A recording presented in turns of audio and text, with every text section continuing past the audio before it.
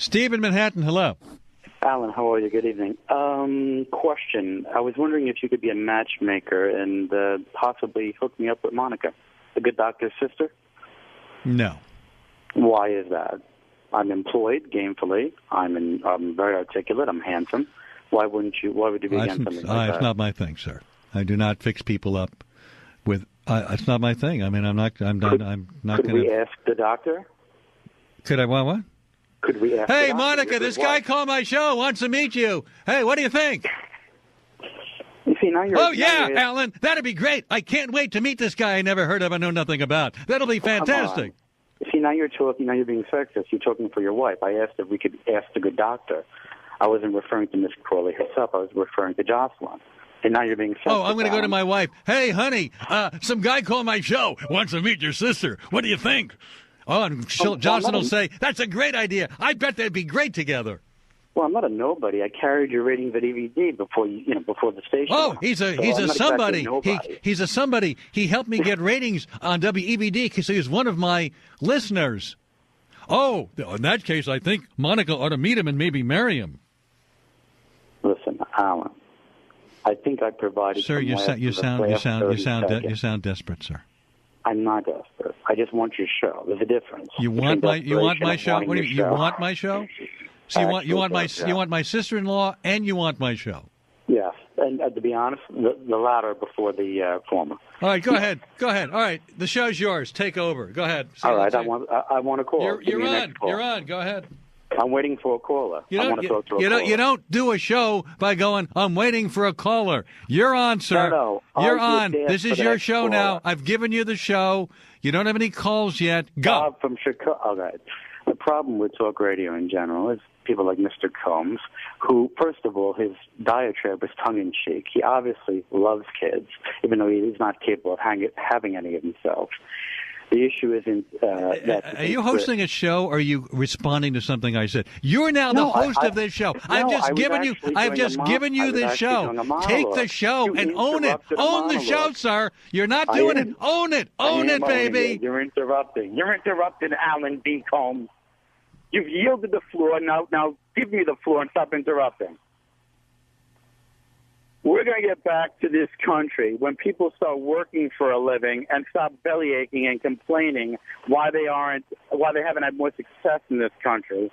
So if you're a complainer or a whiner or just somebody who's lost at life, I don't want to hear from you. What I want to hear from is somebody who's actually achieved something on this earth and somebody who has something to say worthwhile. That's who can call me right now. And I'll respond to an individual who's actually achieved something. But if you're calling up to whine about your place in life, I don't want to hear from you. That's what your mom is for. Now let's go to the callers.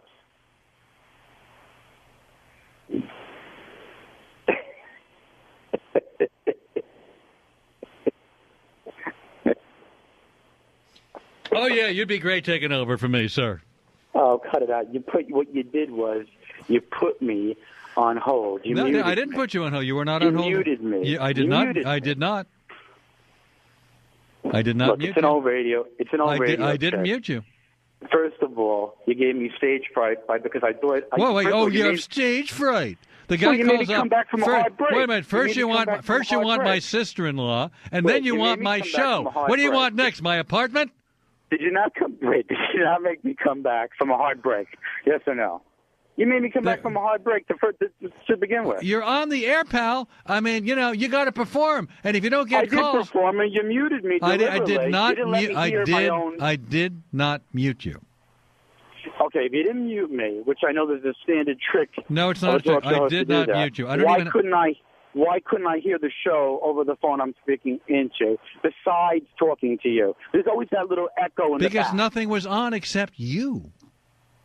No, but there's always a little echo you hear. I know the echo chamber inside of a studio. Look, this is getting ridiculous. You're not talking to an I did not mute you, and I'm sorry. You did as well as you could do, but nice try. Actually, I did it quite well. You didn't let me get a caller. If I had a couple of callers, so you can't. I'm sorry, you don't always have that crutch, my friend.